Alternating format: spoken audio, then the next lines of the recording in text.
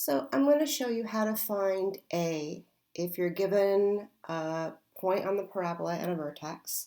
So when I'm talking about A, it's in the vertex form of f of x equals ax minus h squared plus k. So let's suppose that I'm given the vertex is, I don't know, -2, -3. I'm going to put a little v here so that I know that's my vertex.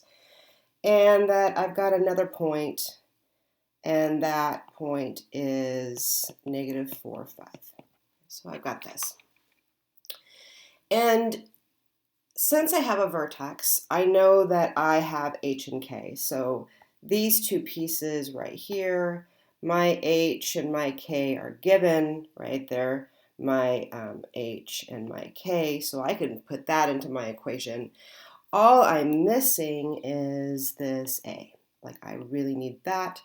And here's a way to do it. It only works if I have my vertex, but I can find my rate of change.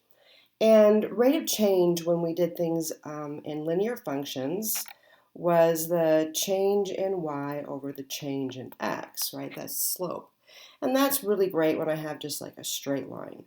But I have a curved line, right? I've got this parabola, and I know that. So what it really is delta y over delta x squared.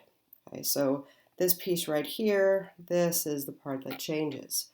I'm going to erase this guy because I'm not really using that. I really have a parabola, and those are squared functions. So delta y is really y2 minus y1, and delta x is really x2 minus x1, but because I've got a squared function, that really is x squared, right? Because what I'm dealing with as a parent function is y equals x squared, so I'm really dealing with an x squared function. Okay, so I'm going to line up my my 2 points just because it sort of helps me keep things organized. So these are my 2 points. These are my y's, and these are my x's. And I'm going to do my y2 minus y1 that way. So it's going to be y2 minus y1. And I'm going to do my x2 minus x1 that way, and that's going to be -4. So that's x2 minus my x1. Okay. And then these things are squared, so I do the math inside the parentheses first. And a negative negative is a positive, so I really have 5 plus 3, and in the denominator I have -4 plus 2 squared. And that gets me to an 8 in the numerator and a -2 squared in the denominator, and that's the same as 8 over 4, which is 2. Okay.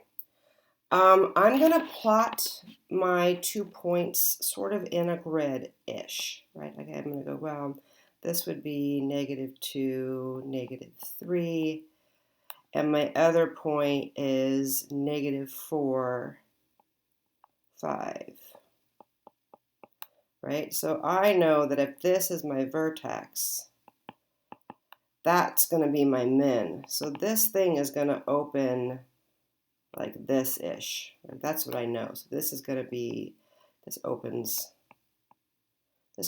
up. So A is positive.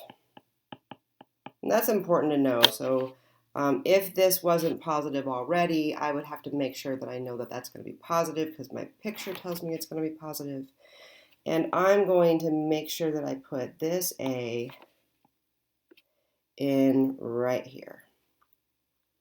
So I'm going to rewrite that equation and say I have f of x equals 2, and I'm going to put in my h, so this right here, I'm putting in my h and my k, and so this is going to be x plus 2 squared and minus 3. That's my answer.